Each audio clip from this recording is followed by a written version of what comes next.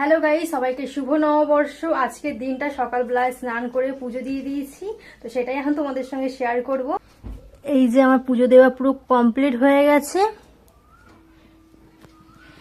আর পুজো দেওয়ার পরে এখন আমি যাব মন্দিরে পুজো দিতে।